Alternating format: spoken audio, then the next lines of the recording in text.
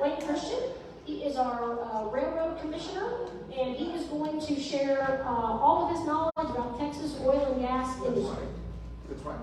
If I share all of my knowledge, it'll last about 5 minutes, so I'm going to go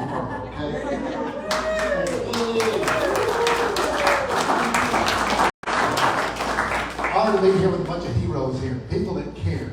Understand, I always talk about I'm preaching to the choir when I come to a group like this. So if I insinuate anything that you're not doing enough, basically our friends and our neighbors, we all are aware of this. We have let the country go a direction it should never have gone. And it's we the people, and why your organization is so valuable. And anyhow, my name is Wayne Christian. I am currently the chairman of the Texas Railroad Commission.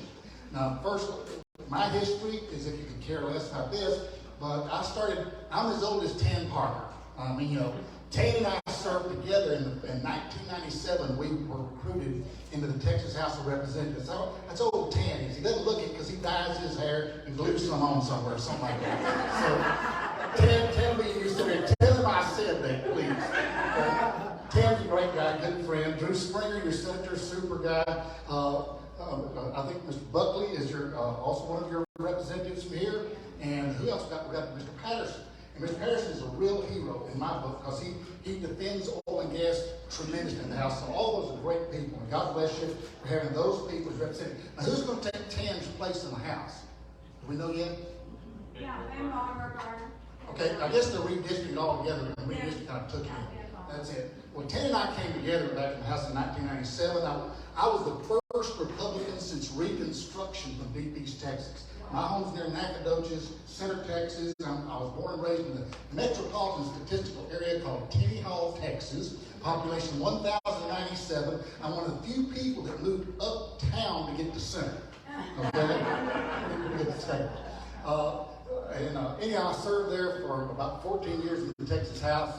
I ran for Congress during that time and lost after redistricting. That's when the Democrats, and this is history, when we first took over as Republicans in the Texas House, some of you may remember that have the same color hair as me. The Democrats all ran off to Ardmore, Oklahoma and listened to Willie Nelson sing songs. Remember that? They locked me and Tan and the rest of us up in the Capitol, wouldn't let us out. And I kept asking, hold it.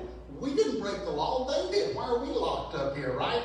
Was that time. So I lived through that. The Republicans taking control in that time. And then we found out that we need more conservatives, such as true Texas values are about. And we organized the Conservative Coalition. I became chairman of the Conservative Coalition, 10 on the board of directors.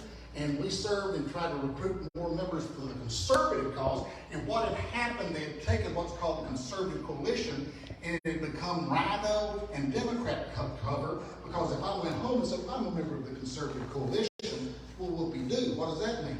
So we kicked everybody out, Tan and I, and we reorganized and said you have to have at least a 70% voting record for conservatism to be on the Conservative Coalition. And this is true. Back in 27 or something like that, we grew that to be the second largest caucus in the Texas legislature. Think of that. Larger than the Democratic caucus. We had the Republican caucus, the Conservative Coalition, and the Democratic caucus was smaller. And that was conservatism. And that was in a day and age that really, it was a different world. Today, I don't know how to define what's going on with all this. My truth is my truth. I mean, I'm glad. If they have the nouns, the he, she's, whatever, if they have that, give me the adjectives. I want to be young and handsome. I can do that if I've got the adjectives to it, right? Anyhow, we served there together. Tan's a great guy. We ran for Congress and lost to this guy named Louis Gohmert. Nobody knows him, So I always tell Louis, we became such friends doing that because we were both such right-wing extremists and proud of it that we started writing with each other and saying, okay, you get my seat. And look, by the way, and I'll tell Louis this day, I won 11 counties. He only won 3. Tyler, Longview, and where all the people lived. Okay? So anyhow, he's a great friend, super guy, and I look at what his future might be in that. But anyhow, I've been beat several times, and I tell you what, in studying old scripture, and I talked to me and Ms. McCarthy have a common old fellow that we appreciate as a pastor years ago, as an evangelist, Henry Blackaby, wrote Experience of God Knowing Him in the Will of God. And it's been a great thing. Julie has been a great part in her life. And it's kind of interesting because he kept talking about God uses the nobodies from nowhere to accomplish his purposes. And Henry said that the First Baptist Church of Dallas would never be the place that has the biggest revival. It'll be the nobodies from nowhere, because God used the nobodies. King David, he was a murderer, an adulterer, the least of the litter, the last of the bloodline, and he became God's favorite, right? You look at Moses, he was the hero that brought the people out of Egypt, and he was a murderer, okay? King David was an adulterer and a murderer, and you've got Gideon, the great victories he won for God. Well, he was a coward hiding in the basement, God had to drag him out, and what's it? So I like being that kind of company. God likes the nobodies from nowhere, and I enjoy being a nobody, and I hope I'm amongst a bunch of nobodies tonight, because that's who God uses to win the biggest victories. Think of that. I had a whole preacher a couple of weeks ago, and it said something very interesting to me, because they've been rapping about Donald Trump and how unpresidential he was, and how rude and how arrogant and how offensive he was. And he said, we didn't hire him to be pastor and chief. You know, and yes, he was really arrogant. And he said, but you got to understand, Moses, King David, Gideon, all the people God used for the greatest results in Scripture would not be eligible for employment in my church. Think of that. Think of that. It's amazing. So now that you know I'm a religious nut, let me just say I'm a right-wing extremist political nut too. I'm a old stockbroker, banker, and I come in, and there's a great guy, and if you ever get to listen to it, listen to Bob McEwen. He's a former congressman during Ronald Reagan's term. He's an economist by trade. Has the greatest video, and David Martin has it in Wall Builders, and you can Google it. And the video, if you ever have time, is called Politics Easy as Pie. Politics Easy as Pie. It's the best 20 minutes or so, I promise, I think I've ever spent from a political speech. And he makes them out of money. Let me tell you what conservatism is. There's first party, second party, third party money. Okay? First party money. It's my money. I'm going to use what I buy with it, so I'm concerned about the price and the quantity and the quality, right? My money, I'm going to use second party money. Second party money, it's my money, so I'm still concerned about the price. But I'm going to be a Christmas gift for Aunt Sadie. I'm going to buy her a green sweater. I really don't care about the quantity and quality. I just care about the price, right? Second party money. Then there's third party money. Third party money where it's not my money, so I don't care about price. And I'm not directly going to use it, what I'm buying with it, so I'm not concerned about the quantity or the quality. Now here's what's important for us to understand as conservatives. Every government purchase is a third party purchase. Let that sink in. So they're not concerned about the price. They're not concerned about the quantity and quality. So that's why we as conservatives have to ride the government continually, because, it's just another billion here and billion there. You know, it's interesting. When I first went in, $100 was a lot of money to me. You get the state government, and it was thousands and tens of thousands and hundreds of thousands. Now the state pays millions of dollars for stuff. Oh, we're going to put $10 million here, $10 million there from the state. You get it. And now it's got to billions. Billions of dollars in this, billions of, right? That's what we hear from the state. The government is in what? Trillions. They got the trillions. What, 7 trillion plus during all the COVID mess that they gave away to everybody and their dog? And it's just amazing, folks, how out of control now government money is. Yeah. All right? That's the fiscal part of it. And what we believe is conservatism. That's great. Then there's another part that you'll find that and just kind of set the stage for where I see conservatism, so you know where I'm coming from. I think a lot of the problem we have are people that are unwilling to fight real battles. Okay? Unwilling. And here's the reason. To have integrity. Integrity is what we need in government and any job we have. That chair's got to have integrity. If it had 3 legs, it'd fall down. It wouldn't have the integrity to hold it up with what it claims to do. Yeah. That's integrity. 2 parts to integrity. One is morality. Yeah. And most people, seriously, are moral because they know they'll get arrested or shamed or something like that, at least used to, for being immoral. Okay? The other part is called character. Having integrity. Morality and character. What's character? Character is having the courage to do what's right, even when it may not be popular, or politically correct. And sadly, we have a lot of folks that go to government Thankfully, not your folks here that I just mentioned. You've sent a brave crew. But many people go to Austin or Washington, and they sit back and they won't do wrong, but they don't have the courage to stand up and go against the press, the media, the lobbyists, the contributors, the big companies, and the political situation, and have the courage to stand up. Louis Goldman used to tell me, said, Wayne said, if you're not willing to stick your head up, you ain't gonna get shot at. And that's exactly what we need, is more politicians and leaders in every position, from school board, city council, to state government, to federal government, that have character, are willing to stand up. Yeah. So that's kind of a base on what we're doing. What's the Railroad Commission? And we run all the railroads in Texas? Not anymore. It's important for me to make you understand that, because most people sadly don't understand what the Railroad Commission is. And the Railroad Commission, by the way, let's just say it's responsible for 1 out of 10 jobs, direct or indirect, in the state of Texas, 1/3 of the state budget, all the rainy day fund, which is that emergency fund where we do stuff other states can't do, and all the permanent school fund, all of the land fund, all of this comes from oil, gas, and coal. Okay?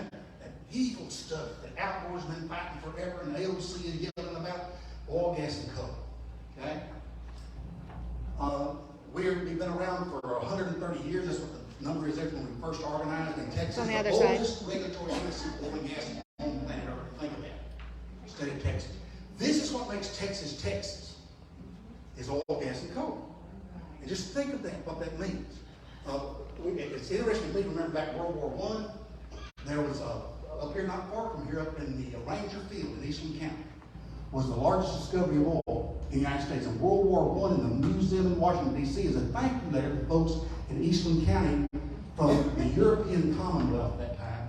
After World War I, it says, thank you for the wave of oil that came to help win World War I. World War II, Texas, East Texas oil field.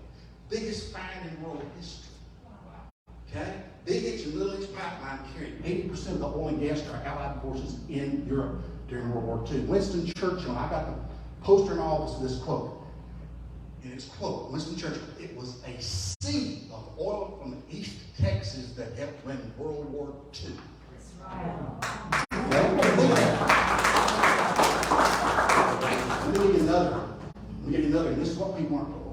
I remember Jimmy Carter back whenever he was president. I can remember that. He got on TV and said, we had 8 years of oil and gas, and we're going to be out of it. We've got to turn the thermostats up and live right. I remember that. 8 years at that time. Al Gore said back when he was just vice president, I think, he said that we had 10 years left before the seas would engulf all the coastline. You know, I'm old enough to live through 3 generations of folks saying I was going to die in 10 years, and I'm still around. Okay? And the environment is that crazy. But you got on 2017, November, I was elected your Texas Railroad Commissioner. Okay? In November of 2017. Literally, this is absolutely a fact in my hand. I ain't lying to you, because this guy's from Southwestern Baptist Theological Cemetery, right? And I wouldn't lie to him. I'm a Southern Baptist, and you know, okay? And I mean, that's your catchery. That's it. That's it. But let me tell you, on the day of my election, my wife and I were driving back home to Center from Austin, and the day following, the Tuesday, it was a Wednesday, and at Bastrop, Texas, or outside of Austin, Texas Oil and Gas Association was having a meeting.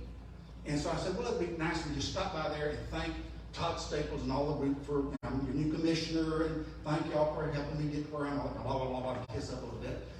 And on the radio, this is a fact. First news item was, boom, after a decade of legal suits in Washington, the EPA has dropped the suit against Texas for the Timpson, Texas earthquake lawsuit.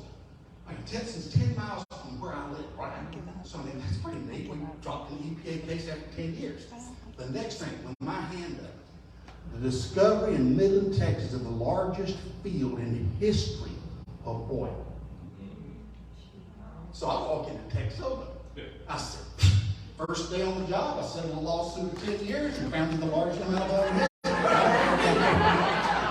Tell Jim to I want turn you to off think the of this, projector. folks. They started digging on that field, and they found it first. It was about, I think, 40 billion barrels. Now understand, Prior to that, the entire reserve of the United States of America from Alaska to Brownsville was 34 billion barrels. Got this? That was the entire reserve. And so when we first started digging on that West Texas Permian Basin oil find, it was 40 billion.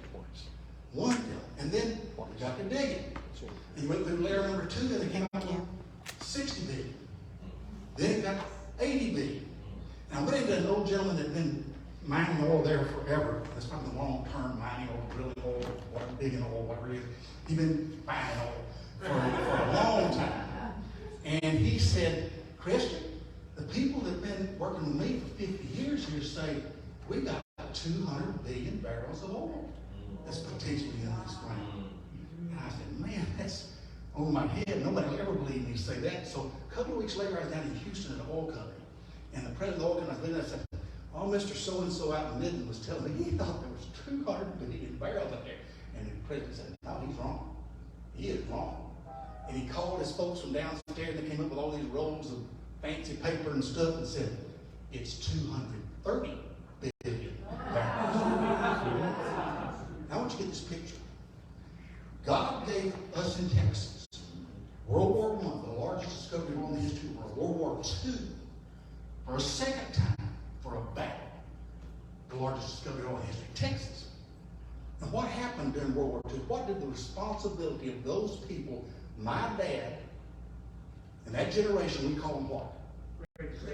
What did they ask of that largest land of history? Were all riches and wealth? No, they asked for a house, Mom did, with a picket fence, and Dad to make sure his kids was better off because he lived through the Great Depression and he didn't want anything else. That's all they wanted. And we called them because of their responsibility. They led the development of the first international superpower in the history of mankind that has been the most lenient, charitable, giving, and faithful country in the history of planet Earth. That's what they did with that refinement God gave us during that time. And we call them what? The greatest. You got it? Ladies and gentlemen, for the third time in history, God's given us a triple decker. Think of this. The battles we face right now are unprecedented. At every level. You know, I can sit there all night, get you depressed as all get out like you do when you watch the news. It is insane. Right? It is insane the evil that's going on here. But God, for the third time, gave who? Texas. And this time it's West Texas. Now, do we have any responsibility for this, folks? You better believe it. What are our children and grandchildren going to say about the way we handle this third gift from God?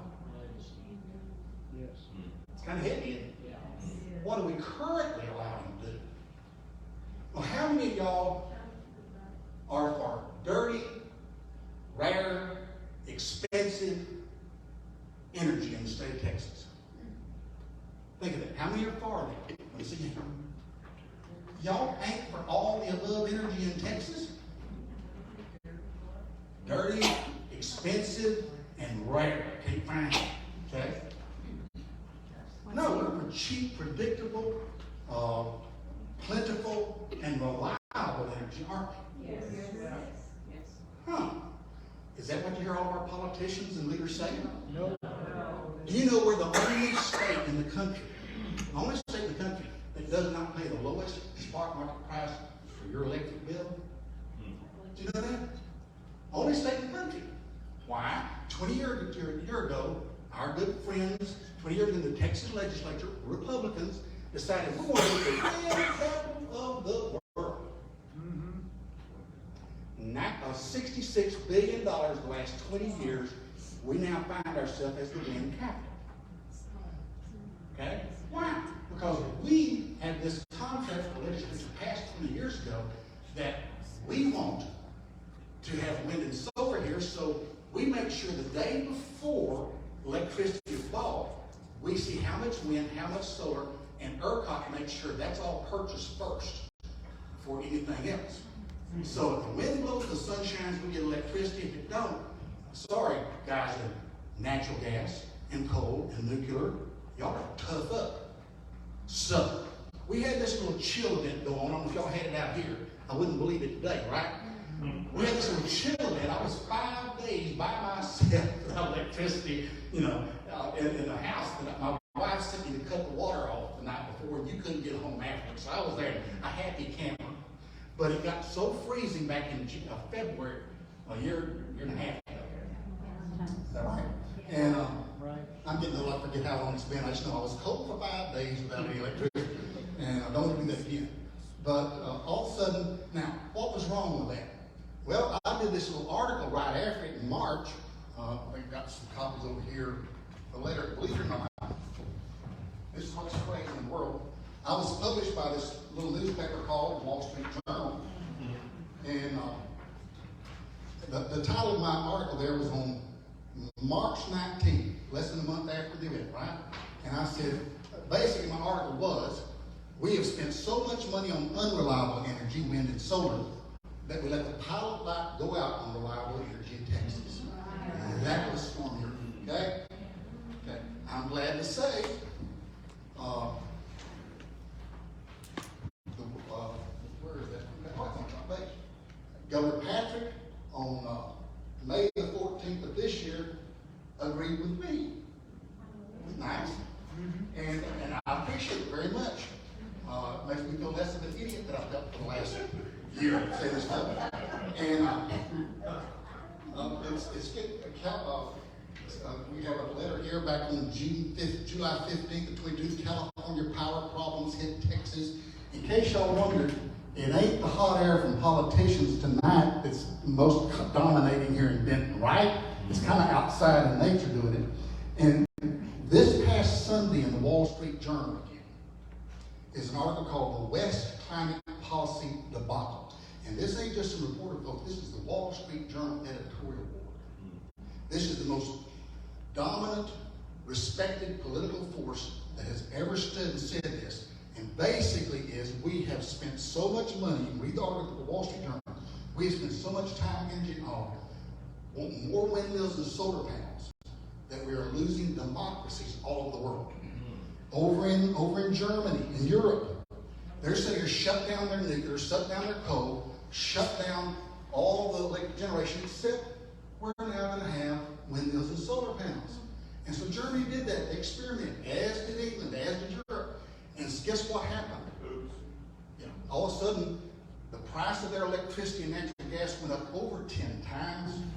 The number one import to Germany today are wood pellets.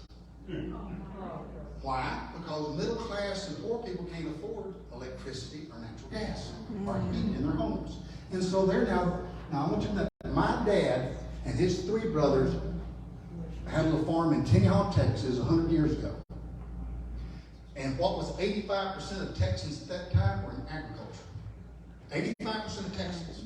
They worked 6 days a week, daylight to dark, got off on Sunday, and back to work on Monday morning. Daylight to dark, 85% of Texans. The life expectancy was 47 years of age. There were diseases for which were no cure. Almost every family there had a child under 5 that passed away because of diseases they couldn't cure, because during the winter they couldn't get warm enough for a small baby, or the old and infirm, and the death rate was tremendous. 47 years of age, almost every family had a 5-year-old or below, and elderly people passed away because of the largest environmental death rate was from lack of heat. Okay? And then also the other was lack of heat and starvation. You didn't raise crops. If the crops didn't come in, I'm sorry. There wasn't enough food to feed everybody as much as they needed to stay healthy. And so people died in Texas 100 years ago. And how did they heat and cool and feed their home? What was their energy source? Wood. Wood. 100 years later, what are the greedy want us to go back to? Let's see. Today, average lifespan is 77 years of age and going up. There's diseases for which there was no cure. They're just everyday medical breakthroughs on what can be cured. People don't die of starvation in this country anymore. We have an obesity problem. Okay? And we don't freeze to death anymore in this state. What do we have? We gripe because the thermostat's a degree or two too cold or too hot, don't we? Folks, what's the difference in those 2 words? Oil, gas, and coal. And what the Wall Street Journal is saying is we in the United States, in this free world, with the Paris Accord and all this, are telling these underdeveloped countries over in Africa and across the seas and everywhere that you don't get coal. You don't get what we have. You have to wait and use windmills and solar panels. There are missionaries that I talk to that go over the annual doctors, and they literally come back and their biggest complaint is they are told they can't carry any gas engines, diesel engines that generate electricity. They have to do wind or solar. And they have to get up doctors, missionaries, and say, I have to decide each morning, am I going to perform surgeries and get the lights on and the other equipment on, and let the refrigerators go without electricity and spoil all the medications I've brought over and let people die? That's a decision they have to make every single day. That's insane. But that's what we're doing with all this Green New Deal junk. And I got other words for junk. Okay? Now, it's easy to get very depressed on this kind of stuff. I don't. I get excited. I get excited because, who just said in the Wall Street Journal this is a bunch of junk? We were destroying the democracies of the world. Right now, every country is being told by the World International Banks, okay, who give funds. They're saying if you don't get your ESG score up, now ESG is something invented by Larry Fink with the World Economic Forum that says you're going to have environmental, social, and governance funds of who gets money and who don't. Boom. Guess what they first hit? Was energy. And I get a call from up here at Energy Transfer, which is the biggest pipeline company, and they say, Christian, they're cutting off money to finance all of oil and gas in the United States on these environmental, social, and governance funds. And I got to look and I said, okay, and they're using, dig this, 2017 we discovered the largest find of oil in history, and they're using all the flaring that's going up from the Permian Basin on the news media there in New York, California, and all this, to say, they're destroying the atmosphere in West Texas. It's terrible. Let me give you a fact from the Railroad Commission of Texas, okay? At its worst, during the early stages, and we're talking just before COVID, flaring was 2.7% of all natural gas being produced in the state of Texas. 2.7%. During COVID, it went down to 1.9%. As of January of last year, it was at 0.7%. It went down to 0.5%. Went down to less than 0.25% today. But they have used that less than 1% to shut down 90% of funding for oil and gas in the United States of America. 90% in 5 years. Okay? That's Larry Fink. Get his name, it means something. BlackRock Financial. Oh, by the way, the World Economic Forum is an organization that meet every year, and John Kerry is our representative there, and the members of the board of directors you may be familiar with: Al Gore, George Soros, Bill Gates, and Larry Fink. Okay? And what their agenda is literally this. It's called, and they invented ESG funds. They're attacking energy, and their goal, I wonder if this is familiar, is to get the price of oil high enough where markedly then electric is competitive. Have they been successful? Okay. They also are changing their economic system, and I'm a banker. We built our forefathers built this great country on the what's called free market capitalism. Have you ever heard of that statement? Free market capitalism is where you and I, the shareholders, the owners of the businesses, the shareholders, we benefit and get the profits and reap the rewards in our retirement system, our 401ks, our plans, our savings, whenever the companies do good. We, the shareholders. And that has created the largest, freest, richest country on planet Earth. Okay? Now people think, well, we're not really all that rich. Well, look at these palaces in Saudi Arabia and all this. Let me give you another from politics easy pie example, okay? I steal everything. I invent nothing. I steal it. The United States is the richest country on planet Earth.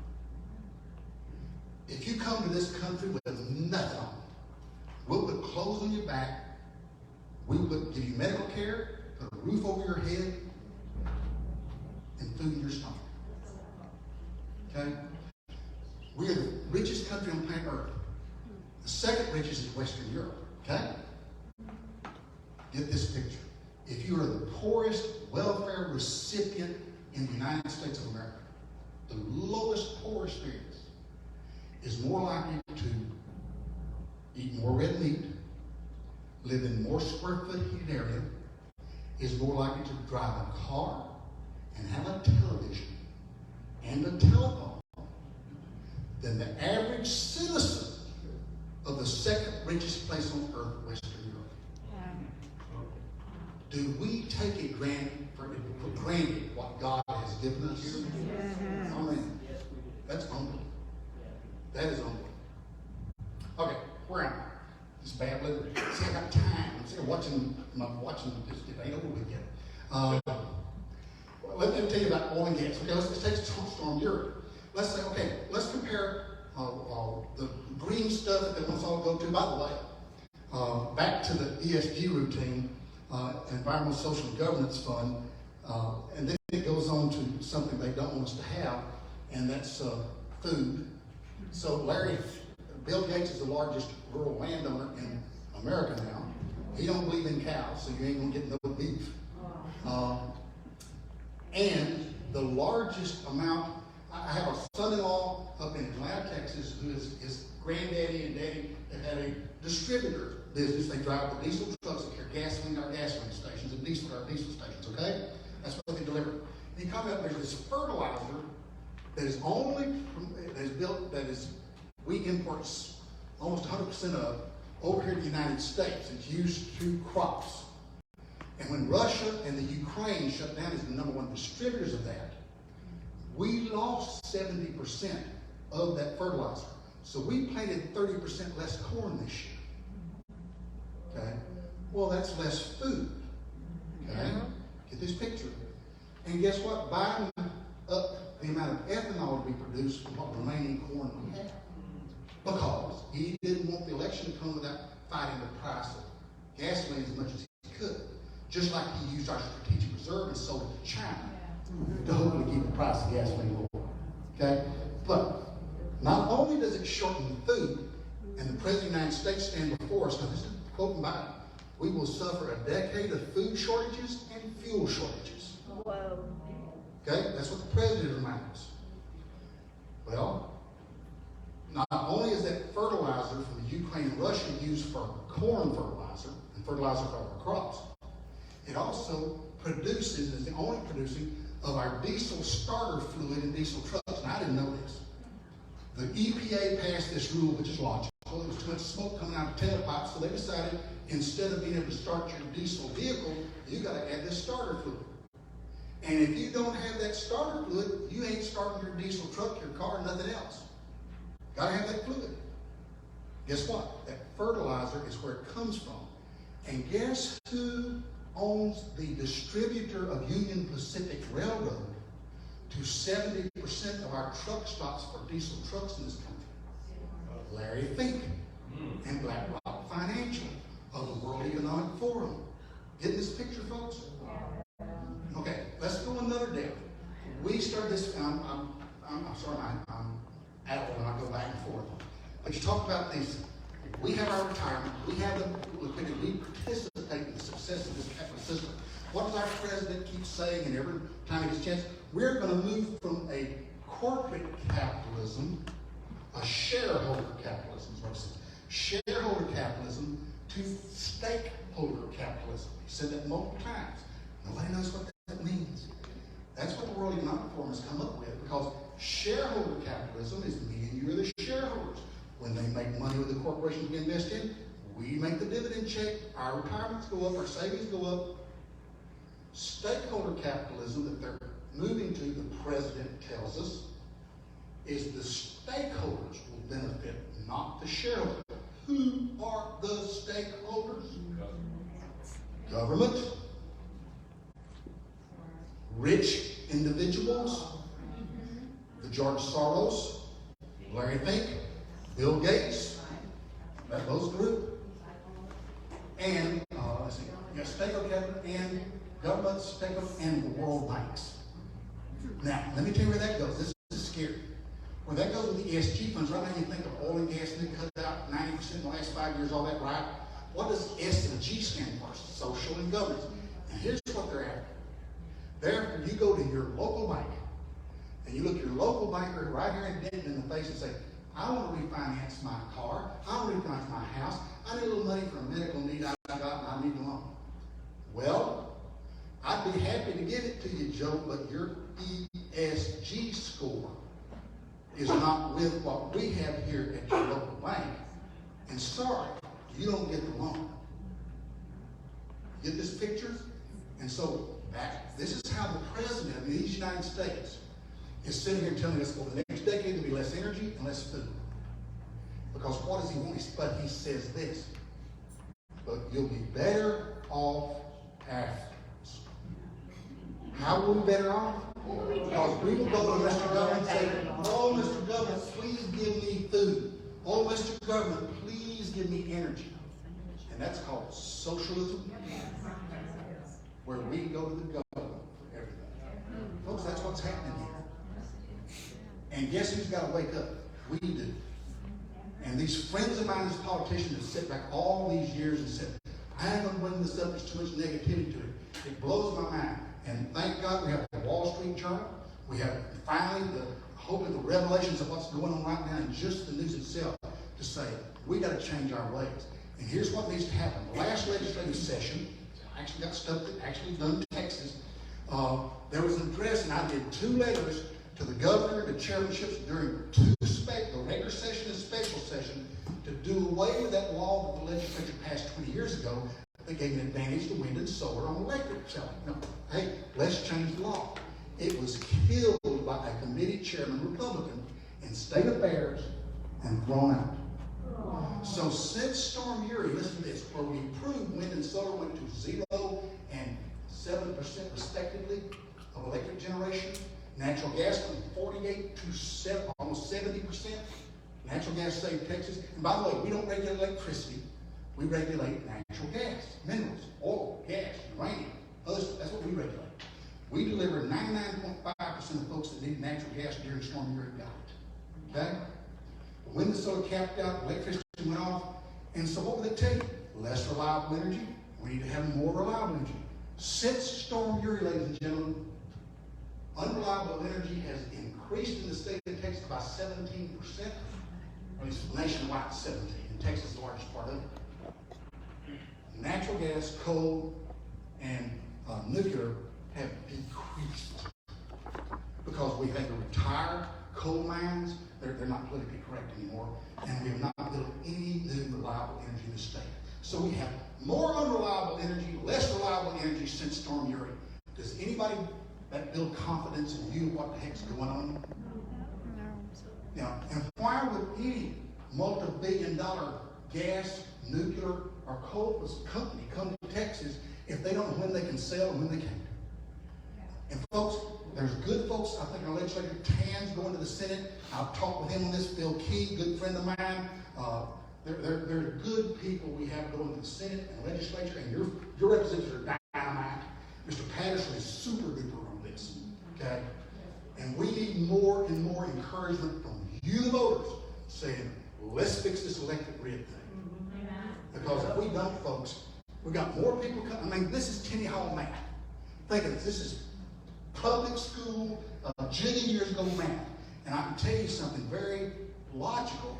If you have more and more people, and we're gaining 1,000 a day legally, okay? Legally, we have tripled the equipment used in this state, and engines and equipment go up. More use of it, more people coming in, more use of electricity, and we're decreasing reliable energy. What does that tend to infer we might see coming? Right. So, I hate to be negative on this stuff like that, but y'all, that's the opportunity we have. And we've got to look for that as an opportunity. It really is. Okay, I've yacked on for way too long. I'll take some questions and answers. But not now. Give me one more. How many of y'all were at the state convention? Oh, darn it, you've heard this speech so much. Sorry, Let me just real quickly do it. I think it's super. It's about John Quincy Adams. Y'all love that story? I just love that story. And I think I heard it first When I first was elected in 1997, my wife and I went to James Dobson's Focus on the Family. They had a legislative retreat. And some pastor got up and told the story of John Quincy Adams, and I've distorted it and messed it up time. I've looked up right. But here's a true story, and I think this is the encouragement we have as God's people, okay? John Quincy Adams was the only president that ever, once he served his term as president, that ran for Congress. And so he ran for Congress, got in Congress, and was the elder gentleman. And every Tuesday he would get up and make a motion. Tuesday was make a motion day. And every Tuesday was make a motion day in Congress. Every Tuesday, President Adams would stand up and make a motion to abolish slavery. Okay? And he would do it every week, and it would be voted down. And he knew it was going to be voted down, and it got to be, oh, there comes old John Quincy again. God, what's it going to do? We'll vote it down again. And every Tuesday he'd get up and it'd be voted down. And the newspapers had cartoons across the country of this old president, with a goofy-looking outfit, that he was doing that and making a fool out of himself. And they asked President Adams, the press did, President Adams, why do you keep doing this every time? You know it's going to get voted down. You're a laughing stock. You're in cartoons and newspapers in the country. Why are you losing your dignity on that? And he said this great quote that I love. The work is ours. The results are his. Think of it. Well, while he was in Congress, that ain't all. While he was in Congress, he was a mentor to me. I mean, he was a wise old gentleman. He would help him out. And there was one congressman came, young congressman, and got really be friendly with John Quincy and took up with him, worked with him a lot, and got to thinking a lot of him. In fact, they only served one term. One term as Congress, got beat. Okay? But there was a close enough relationship when John Quincy finally got out of the legislature. When he passed away, that young congressman, the family asked him to be a pallbearer. So real close to this memory. Well, a couple years later, there was this new political party that organized, called the Republican Party. And this long, tall, former congressman was nominated to be president of the United States named Abraham Lincoln. And a couple of years later, he signed the Emancipation Proclamation. The work is ours. The result is God's. Folks, that's what we have before us here. And we better wake up. We had better wake up to what's going on. This is one nation under God. Yes, it is. France had the same constitution when ours was built. They have had 20-something constitutions since then. Why? They worded theirs after ours except for one phrase. Under God. And they had it under this legislature, under this group, under that group, under this majority, under that majority. And they followed them all. Ours has stood the test longer than any republic, any democracy in the history of the planet. Why? Because we have the authority of God we come to.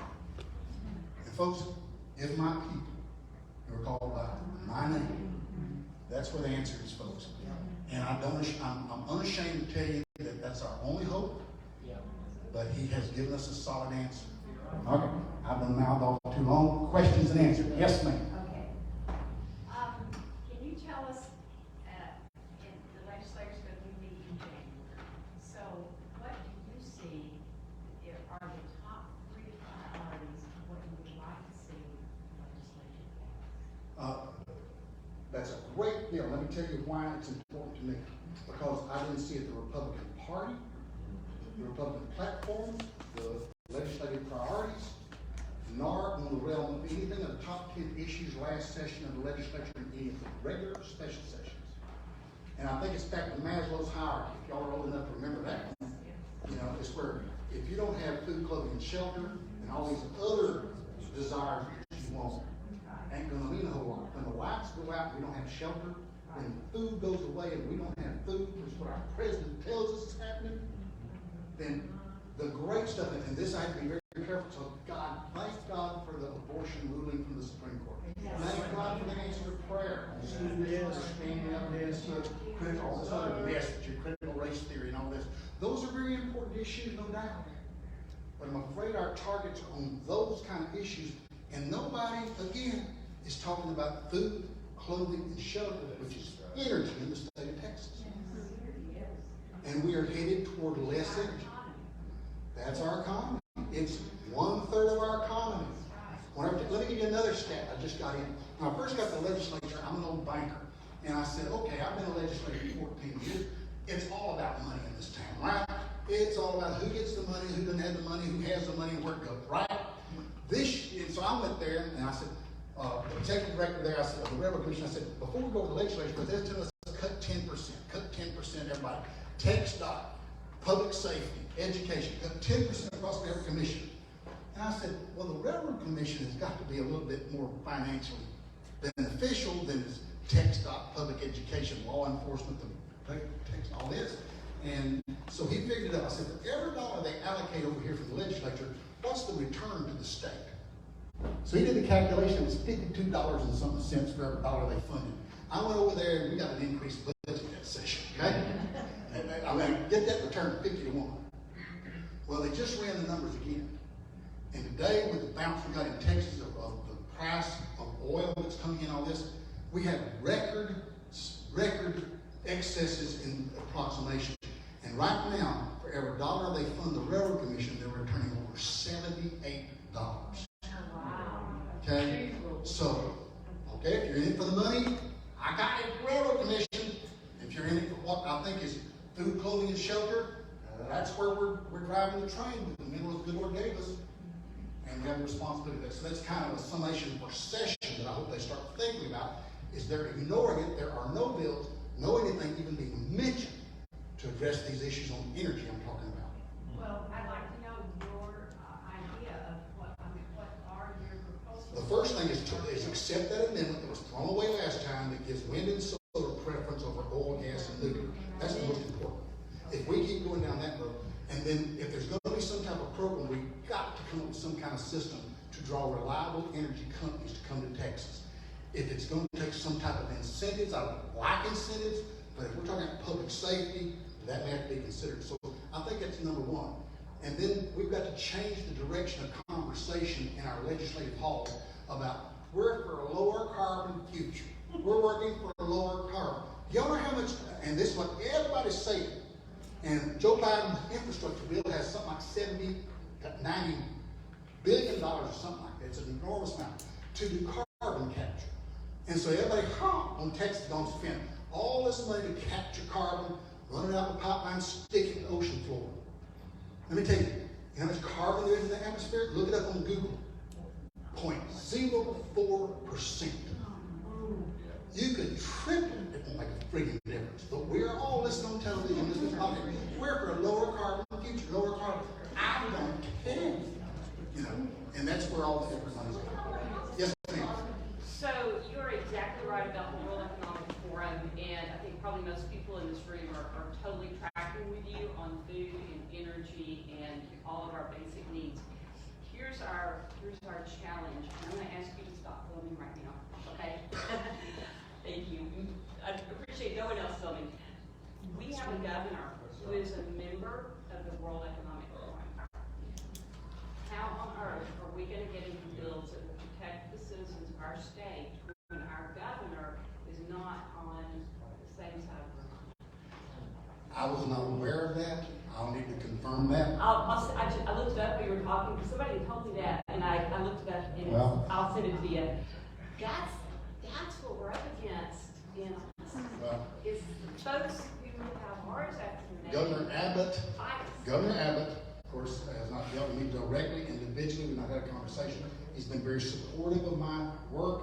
Nominated me to the Interstate Oil and Gas Compact Commission, where I filed multiple resolutions against Green Energy Jerry all this other stuff with his full support.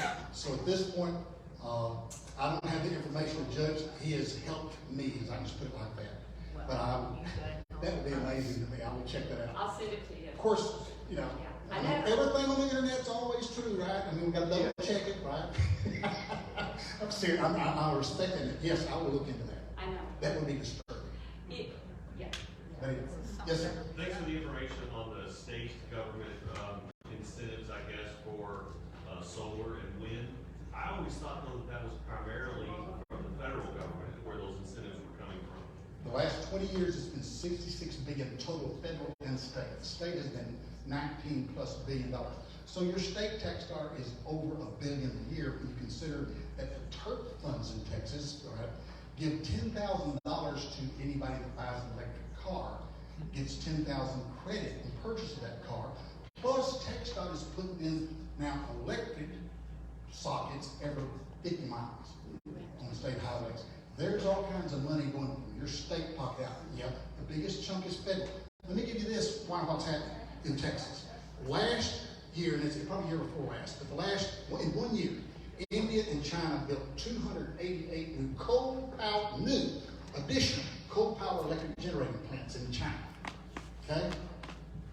And at the same time, they build 60% of windmills, solar panels, and batteries.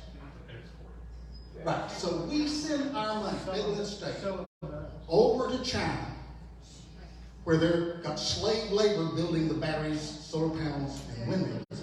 Bring them over here, get local community tax rebates, because I'm an accountant. Local communities get tax rebates to these wind farms. So we prop those son of a guns from China up, give them our good money that I'm sure they're doing good stuff with, right? And brag about how environmentally friendly and good we are in the state of Texas. Okay, I need to shut up because I've spent my time. Yes, ma'am. Okay, so we say that we're worried about the environment, but yet we know that windmill blades are not recyclable, and we have dumps with these windmill blades. Where are we putting those windmill blades here in here in Texas? And we've been shipping them off to Wyoming. Wyoming is now full and won't take anymore, and the dumps they have. So we're looking for places to put. We are the two areas. Let me give you this good. And the other thing is the batteries that they use, they're very dangerous. I mean, they're There's so nowhere to put those.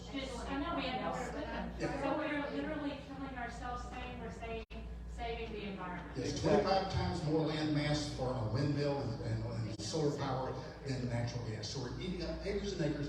And by the way, real quickly, windmill versus an oil derrick.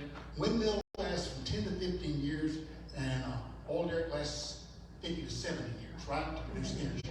We're talking about renewable energy, renewable energy term.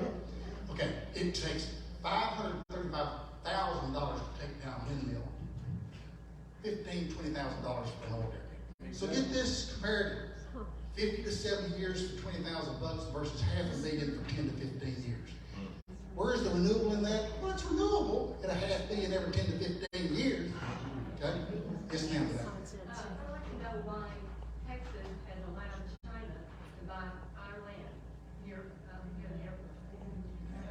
Texas itself, I think, is not directly responsible. That's a federal rule, just like federal border, federal regulation. I understand logic. We're talking about, you asked me the reason. And government is not logical. Government is laws and habits and traditions and all this.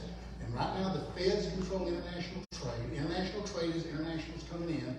There is a committee, because I've asked this of our senators. There's a committee in the legislature, this law of trust, that I was told back from our senators. There's a committee there that approves or disapproves, and so far they've heard nothing wrong with any of the purchases of patent. That's the only answer I received, and that answer, by the way, is like 3 or 4 years ago I asked it, so it may not be current. But that's what happened. There's a committee in Congress that reviews the purchase of land in the United States. Law of trust in that. Okay, I've got like 3, but I'll be quick. Okay, so could Texas offer a small business loan to producers? Because right now they can't get through the ESG or the scorecard. Right. So if Texas, again, it's a small business loan, it's not a subsidy to maybe recruit others to get, production in Texas. Sure they could. Don't have an answer to that. Oh, no, they could. Legislature can do allocation of dollars for homes and stuff. And then again, stopping the wind energy subsidies, which is nothing more than a quid pro quo for politicians. That's right. I've watched it in Jack County.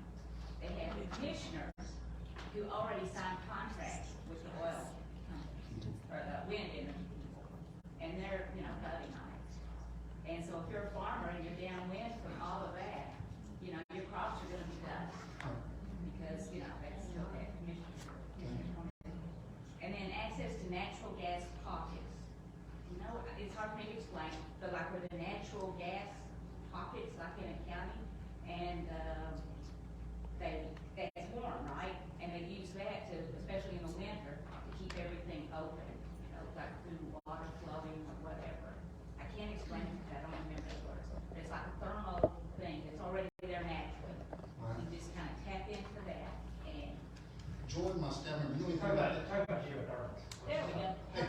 See that? He's my staff member. That's right. I think a young guy. Jordan Ballard is a super young man that keeps me sometimes straight, sometimes not. But yeah, these things can be interesting. But let me make it very clear before I leave. The legislature are a good bunch of folks. My last comment. Good bunch of folks. Really are. There's jerks and everything. There's jerks in my family. Part of my family thinks I'm the jerk in ours. Okay? But we made a mistake 20 years ago. It was a mistake. We're going to all make it, right? It's just time for us to correct it. That's all I say. That ain't good or bad, just correct it.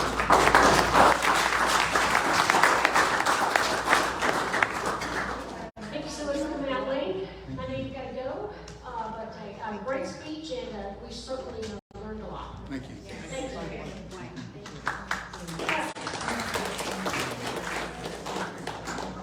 Our next guest tonight has been a nationally syndicated radio host for the past 25 years, and he is on about 400 radio stations. Y'all please help me welcome Jerry Stewart. You gotta be straight left. That was a lot. And did you notice he didn't even look at a single one? He was talking, man. Awesome. He took notes. We'll give him a little computer in his brain somewhere. Anyway, so usually when I'm speaking at the True Texas, I just want to make sure this thing doesn't slide past. Would you be able to just like sit right over there? That's good. I got started using the book when they told me that I had a certain length of time. And yesterday, they were giving me little cards. 3 minutes left, 2 minutes left, 1 minute left, 2 minutes left. But they're very nice. But I just gotten to where I want to make sure I stay on track because my mother used to say, Jerry, you talk too much.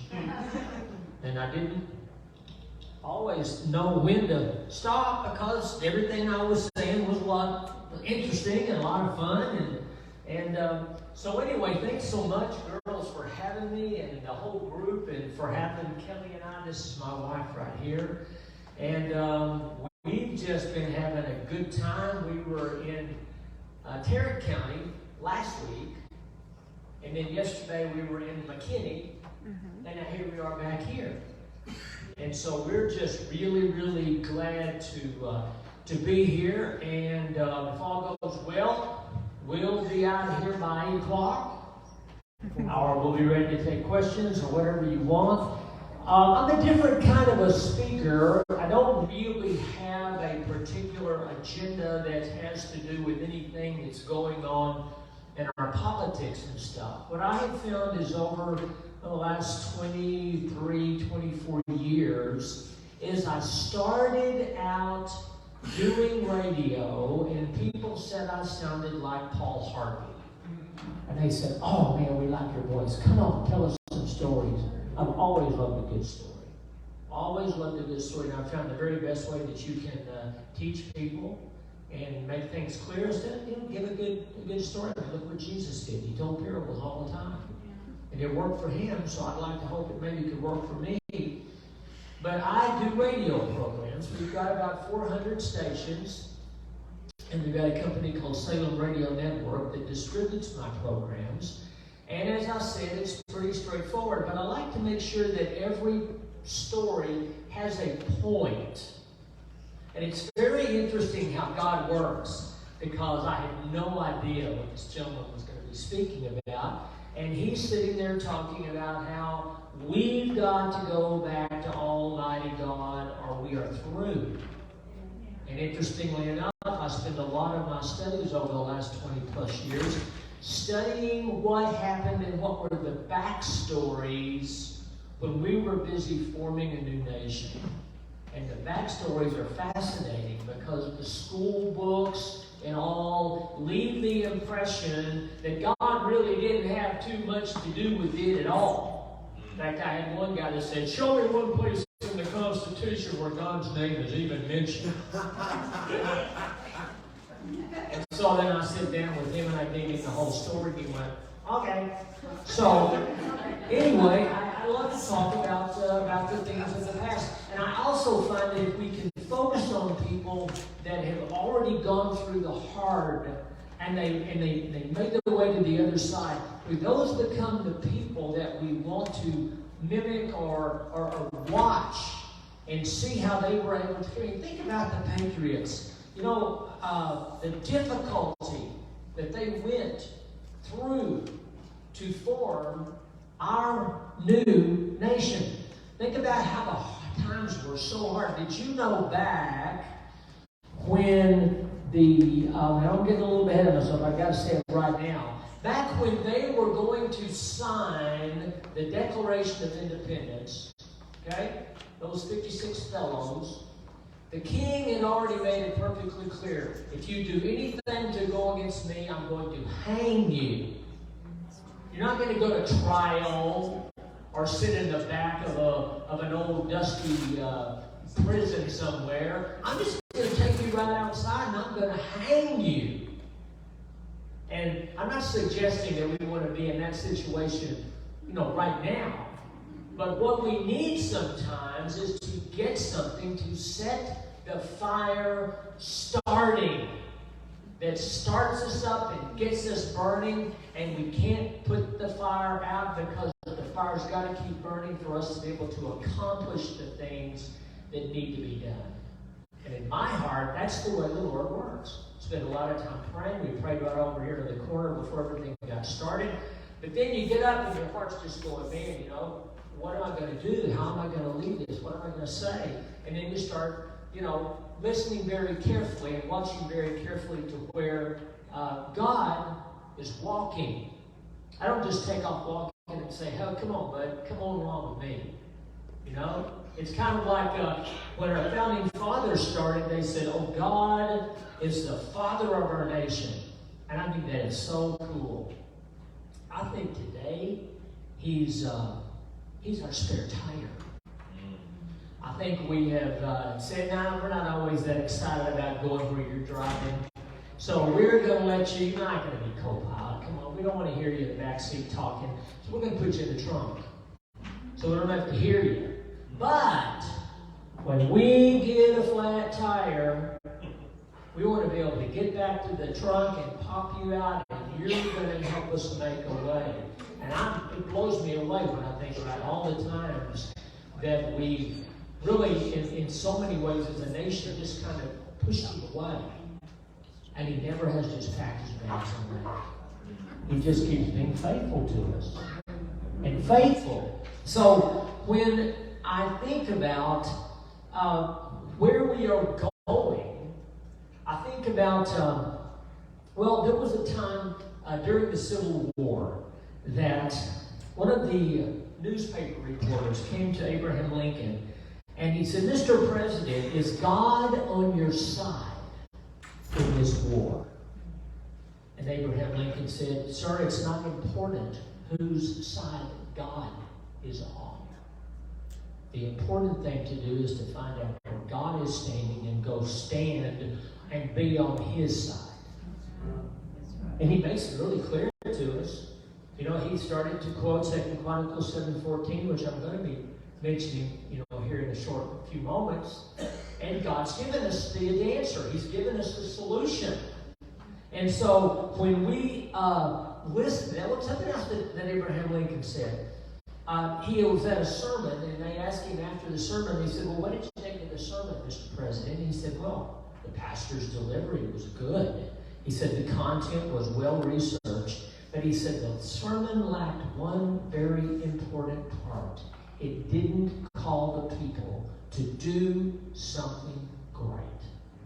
It didn't call us to, we're being asked today to be, to not necessarily go down the road of greatness, but yet to follow some leaders that are trying to take us in various places that we know we shouldn't be going, but we're supposed to follow them and be certain that they're going to get us where we need to be. They're telling us that we should, mediocrity. What he talked about over there about, one of these days we're going to be standing and saying, "Please, sir, can I have some food? Can I have some bread? Can I have something?" Instead of the very thing that our founding fathers fought and died for, and that's we the people. We don't need, we're not serving the government is serving us. And did you know why they didn't put anything in the Constitution about term limits? They never believed in a million years that a person would want to be a servant in Congress for 50 years. They never thought about that. It was about being a servant. And it's just all different now. And it's us, someone, we're being made to believe that someone is smarter than us. They must be. Look where they're standing. Look at their position. And so we're just made to feel like that we don't really know exactly if we know necessarily the right way to go. So what I've spent my life doing these last 25 years is just trying to get those pieces of the stories that have happened in our history and to determine, I don't know about you, but I don't want to be France. I don't want to be England. I don't want to be Japan. I don't want to be Canada. I want to be Canada. I want to be America. But I want to be the America that our founding fathers and God intended for us to be. We, the people, walking in a way that when God starts walking, we're following Him. And I know that sounds kind of old-fashioned, but it's just, honestly, it's just the truth. I'll tell you something else that I'm tired of. I'm tired of people trying to say we are can'ts. Americans. And I keep telling people I'm an American. I'm not an American. Don't be telling me what I can't do. Don't be telling me what we don't know how to do. Don't tell me what we can't accomplish. I'm going to be an American. And that's what you folks are talking about here. You're saying we're a small group, but the big saying is that the biggest mistake that you can make is because you can only do a little, you do nothing, and then nothing gets done. And one of the ladies that was speaking up there said, yes, I may be only doing a small thing, but all of the small things will bring us up to having a big thing. You're exactly right. So I was talking a minute ago about the Declaration of Independence, and I was talking about the fact that before they even came together, before they even wrote the Declaration, that they were told, in short words, I'm going to hang you. You'll be sorry. I'm going to crush you if you try to make any trouble for me. So they signed the Declaration of Independence, and then comes the big move. The big move is they have to, after they pass it, they have to sign it. That's the big move. Okay? So you can say something all day long, but when they sit you down at that table to sign that thing, you go, ooh, here it comes. Here it comes. Well, what happens? The very first in their group, the president of this convention, this meeting that they're having, John Hancock. And John Hancock goes up to the Declaration and gets the quill. He signs his name really big. You ever notice that? He signs his name really big?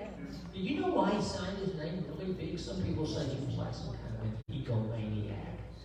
And that he was, trying to show off. The truth is that the fellow behind him hears him say there, I guess the king should be able to read that even without his glasses. What he was saying was, my life is important. I don't really want to leave, but if I have to fight for liberty and to die for liberty, that's what I'm going to do. Think about another fellow in the Declaration signatures, Charles Carroll. Ever even noticed Charles Carroll's signature? Charles Carroll signed the Declaration of Independence, and he signed in a very special way because he wanted the king to recognize him too. Look tonight on your Declaration of Independence and see the name Charles Carroll, and right next to his name, he gives his address. He gave his address.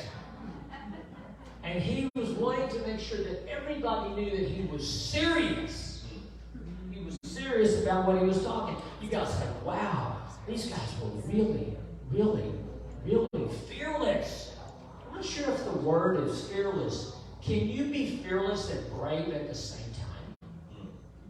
Because if you think about it, this is a good definition that I've heard before. Bravery is not the absence of fear.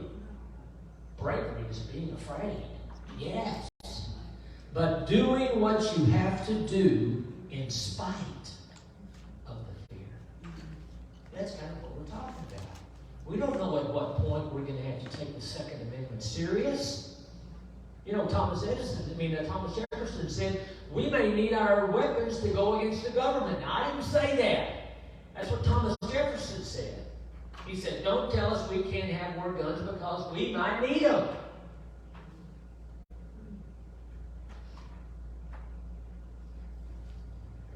There's always a price to pay.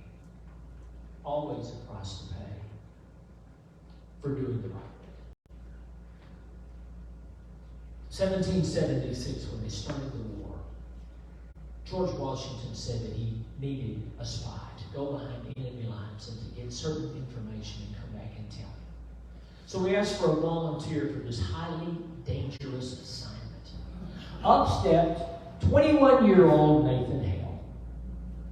He was so young, all of his life in front of him, but he volunteered. George Washington accepted his volunteering. Well, Nathan Hale did go behind the lines. He did get the information. He was on his way back with the information that George Washington needed. But before he got across the line, he was stopped, found to be a spy, and the very next day, Nathan Hale was hung. And left to hang on that tree for at least 3 days, for everyone to see that the king absolutely meant it. Such a young boy, so much of his life ahead of him. And what did he say?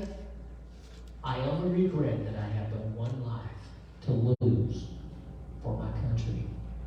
So, we look at all of the things that have happened, and you look at the life. A couple of other quotes that I've got, and then we'll wrap up. When they were fighting in the war, I'm not sure if you know this, we know that they didn't have enough troops to fight the British Army. They did not have enough guns. They did not have enough powder. They didn't have enough clothes. Get this. George Washington found that they were cutting up their tents to make clothes to wrap around their feet so that when they walked in the snow, they made tracks in the snow, blood tracks in the snow from their feet. Washington said, to see men without clothes to cover their nakedness, without blankets to lie on, without shoes, so that their marching might be traced by the blood from their feet, and submitting without a murmur, is a proof of patience and obedience which can scarcely be paralleled. Now, here's the wrap-up. They said, well, we're going to win this war, and they finally did. It took 7 years. After they won the war, then they said, okay, now we can eat, drink, and be married. There's nothing to do except put a few pieces of paper together and call it a constitution and be done with it. Everything will be fine. Well, the problem was they didn't want to be like every other nation. They wanted to be we the people. They wanted to be a republic. And they were determined to get it right, so when the Constitutional Congress came together, guess what? They couldn't figure out how to make it just work exactly because they had no instruction manual, because no one had ever done it before. So they decided that they could not come up with an answer, and so they just said, maybe we just need to break this up and not be the United States of America, because the little colonies, states, did not want to be overrun by the big. There had to be something that made everybody have a fair shake. Okay? As they were leaving, Benjamin Franklin, who was there at the Declaration of Independence, he was there going to France, getting them to fight with our guys to win the war. He'd been in all the different places, and he said, I can't believe this. He said, we had all this time, all this effort, all these people, all this loss, all this misery, and now we're just going to walk away from it? And he said, I've got to stand up. So he said, sir, if I may say something. The room got really, really quiet. He said, sirs, I've lived a long time in this world. And if it's true that a sparrow cannot fall to the ground without God knowing it, then surely a new empire cannot rise without his aid. He said, sirs, may we please stop and ask God to help us? May we pray? And immediately, all of the other members of the Constitutional Congress said, yes, we all agree. And they determined at that moment that they were going to make prayer one of the most important things that they were doing while they were busy trying to figure out how to write the Constitution. And guess what? They asked God, and God helped them, and now we got the greatest Constitution in the history of the world. And let me tell you, that fellow that wondered where God was with the Constitution, God wrote the Constitution. And that's what we've got here. So, I would say this. Let us remember that we do have our future in our hands. It's ours to have.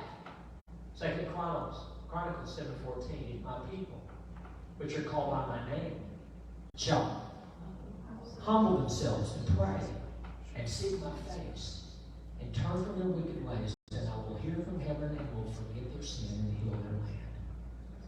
That's our answer. That's our answer. God bless you. Yes. Thank you.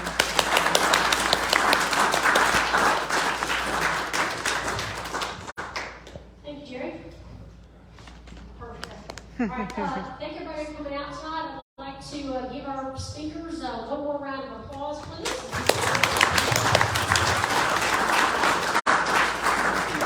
And I hope everybody enjoyed the presentation tonight. And I'd just like to remind you to go to our website and register for our Summer True Texas Workshop. It'll be a very informative weekend, and that is August the 19th and the 20th. So it's a free workshop, and everybody should sign up. So thank you everybody for coming out, and we will see y'all next month. Thank you.